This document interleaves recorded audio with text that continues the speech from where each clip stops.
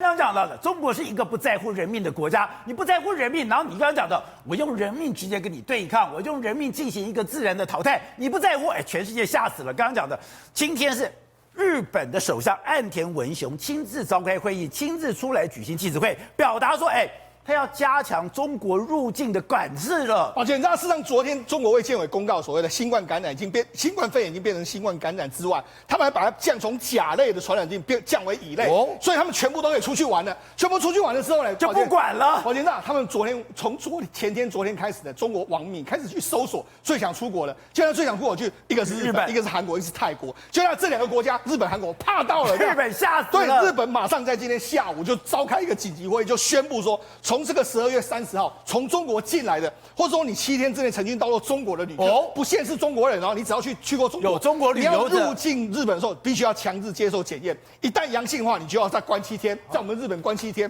所以事实上，现在等于是日本是非常加紧的防范中国来的旅客。那你不韩国也是这样，韩国在12月16号就把中国列为是重点检查的这个国家，你只要量体温超过体温来说的话，你就要开始接受这个 PCR。那你更不用讲。这个意大利也是一样。他说，如果你来自中国的旅客，我就要开始进入入境的这个 PCR 检测。连印度都非常担心啊。他中国、香港、日本等地的旅客必须要带这个检测报告，对，不然如果你抵达阳性的话会被隔离。所以，事实上现在周边国家虽然说你中国要放出来，但是周边国家都非常害怕，你不要感染到我们家里面来，大家都是非常紧张的一个状态。好，那大家讲对。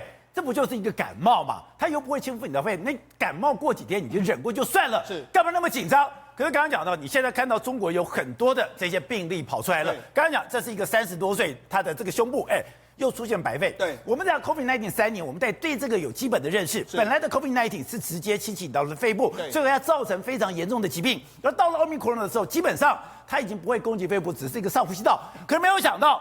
中国现在，导播我们看到这种白肺的这种 X 光片，越来越多了。对，目前为止来说，大家为什么会担心中国的这个病毒会出来？因为大家在看中国的病毒里面，中国生病的人里面有非常多都是出现这样白肺的这个状况，就是肺已经变成是一个这个纤维化，一片都是白色的这个状况。那事实上，这个在最近的Omicron那些新的病毒里面，其实并没有出现这个哦。这是最原始的武汉病毒株才会这么严重哦。但是武汉病毒株它的感染力很低啊，那你会这么大规模的感染，难道是有出现什么新的病毒吗？大家不知道。那因为到目前为止来说，中国已经有到130多个 Omicron 的亚分支，还有50个这个亚分支开始爆发流行。那有包括说 BQ.1啦，还有包括说 XBB 等等，很多都知道。而且他们这几个都是表现都是传染力很强，然后免疫调脱力非常的强。